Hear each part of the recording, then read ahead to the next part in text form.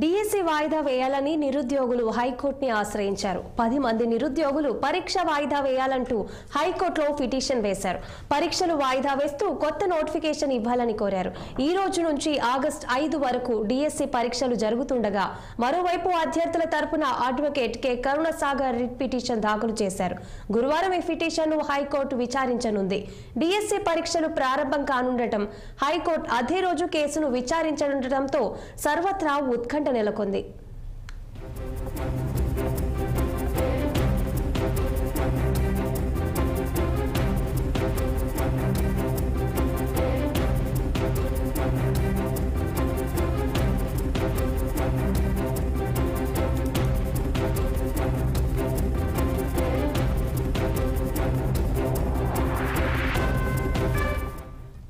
DSC వాయిదా వేయాలని నిరుద్యోగులు హైకోర్టుని ఆశ్రయించారు.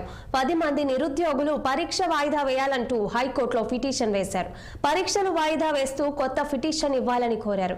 ఈ రోజు నుంచి ఆగస్టు 5 వరకు డిఎస్సి పరీక్షలు జరుగుతుండగా మరోవైపు అభ్యర్థుల తరపున advocate K Karunasagar writ petition దాఖలు చేశారు. గురువారం ఈ పిటిషన్ను హైకోర్టు విచారించనుంది. డిఎస్సి పరీక్షలు ప్రారంభం కానుండటం, హైకోర్టులో అదే రోజున కేసు విచారించనుండటంతో సర్వత్రా ఉత్కంఠ నెలకొంది.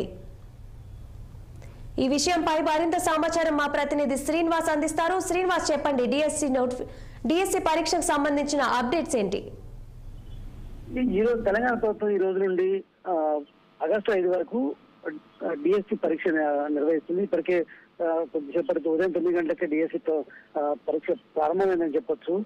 ఈ నేపథ్యంలో కూడా మొదటి నుండి గత కొద్ది రోజులుగా కూడా అభ్యర్థులు డిఎస్సి పరీక్షని వాయిదా వేయాలి, తగినంత సమయం ఇవ్వాలి. ఎందుకంటే మాకు అన్ని నోటిఫికేషన్లు ఒకేసారి రావడంతో కూడా తగిన సమయం లేకపోవడంతో ప్రిపేర్ అవ్వడం కష్టమవుతుంది. కాబట్టి మాకు ఈ పరీక్షను వాయిదా వేసి తగినంత సమయం ప్రిపేర్ అవ్వడానికి ఇవ్వాలని కూడా కొద్ది రోజులుగా కూడా పెద్ద ఎత్తున డిఎస్సి అభ్యర్థులు కావచ్చు, నిరుద్యోగులు ఆందోళన చేస్తున్న పరిస్థితి మనం చూసింది. అయితే ఈ నేపథ్యంలో కూడా ప్రభుత్వం డిఎస్సి నేటి పరిస్థితుల్లో వాయిదా వేసే ప్రసక్తి లేదు, ఖచ్చితంగా నిర్వహించుకుంటుంది. ఎందుకంటే వాయిదా వేస్తే అభ్యర్థులు నష్టపోతారు. ఎందుకంటే గత కొన్నేళ్ల నుండి బీఆర్ఎస్ అధికారం ఉన్నప్పటి నుండి కూడా డిఎస్సిని నిర్వహించలేదు. కాబట్టి అప్పటి నుండి ఎదురు చూస్తున్నటువంటి అభ్యర్థులు నష్టపోయే అవకాశం ఉంది.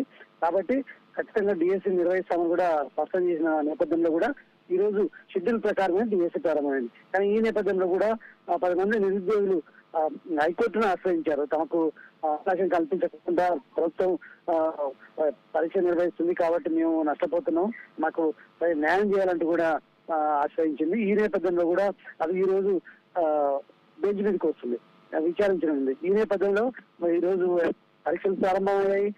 మరొక వైపు ఈ ఏదైతే ఈ నిరుద్యోగులు వేసినటువంటి హైకోర్టులో వేసినటువంటి పిటిషన్ కూడా ఈ రోజు విచారణకు రాబోతుంది. సో ఈ నేపథ్యంలో మరి హైకోర్టు ఏ విధంగా ఈ విచారణ చేపట్టి ఏ విధంగా చెప్తుందనేది కూడా చూడాల్సిన పరిస్థితి సర్వత్రా ఆసక్తి నెలకొందని చెప్పొచ్చు.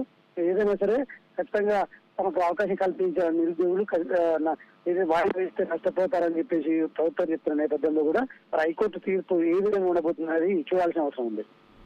Okay, thank you Srinivas.